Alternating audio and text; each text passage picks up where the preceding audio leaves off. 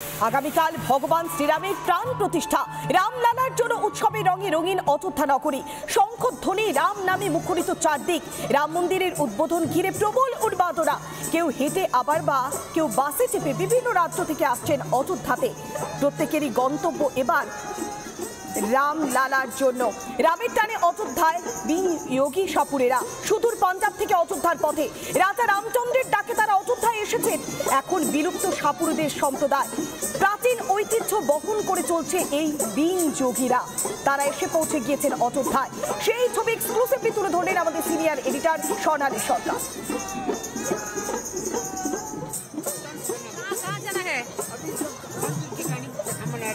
आप कहाँ से आए? हरियाणा से। हाँ। और ये जो यूनिक, ये जो बाजार बीन लेकर आप जो बजा रहे हो, एक मिनट भैया, ये इसका नाम क्या है? म्यूजिक का नाम क्या है? इसका गीत का नाम क्या है? बीन जोगी संस्कृति, पुरानी संस्कृति। अच्छा। बीन जोगी के नाम से बीन जोगी सपेरा। बीन बजाते हुए हमें याद आ जाता है कि ये सपेरा का कोई म्यूजिक है।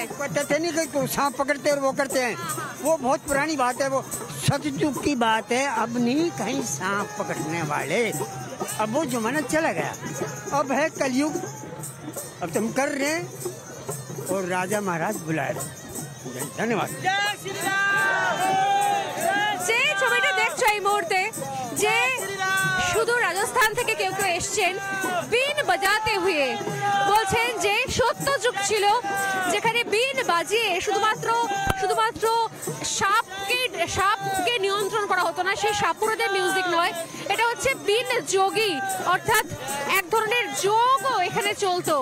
মহারাজ ডেকেছেন, তিনি বলছেন এই যে প্রবীণ বয়স্ক যিনি বিন যোগী বলে পরিচিত সেই সাধু বলছেন যে মহারাজ বুলায় হ্যাঁ, মানে খোদ শ্রী রামচন্দ্রের রাজ দরবারে তাকে ডাকা হয়েছে। তাই সেখান থেকে রাজস্থান থেকে তারা চলে এসেছেন।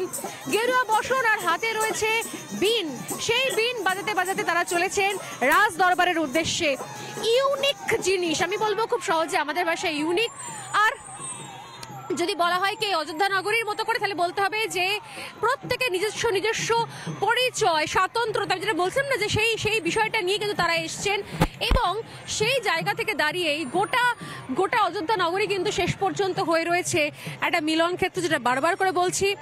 দূর দূর থেকে মানুষ তাদের প্রাপ্য সম্মানের সঙ্গে তাদেরকে আমন্ত্রণ জানানো হয়েছে। যারা হয়তো এতদিন পর্যন্ত সেই সম্মানের দাবিদার ছিলেন, কিন্তু আলাদা করে তাদেরকে সেই জায়গাটা দেওয়া হয়নি। যেরকম ইনি এই বিন যোগী এসে বলছিলেন, অনেক দূর থেকে এসছেন, অনেক পুরনো কথা, অনেক সময় চলে গেছে, অনেক বয়স পেরিয়ে গেছে, কিন্তু শেষ পর্যন্ত এই রাজার দরবারে, মহারাজার দরবারে তার ডাক এসেছে, তাই তিনি এখানে এত দূর চলে এসেছেন। এরকম বিভিন্ন ধরনের অভিনব, একদিকে সঙ্গীত পসরা, অন্যদিকে আবেগ ভক্তি, সব মিলিয়ে কার্যত এই অযোধ্যা নগরীতে রাম মন্দিরের উদযাপন, উদ্বোধন এবং রামলালার প্রাণ প্রতিষ্ঠা একটা ঐতিহাসিক নিদর্শন হয়ে রইল ইতিহাসের পাতায়, দেশের ইতিহাসে। ক্যামেরা রোহিত বনের সঙ্গে স্বর্ণালী সরকার, রিপাবলিক বাংলা, অযোধ্যা।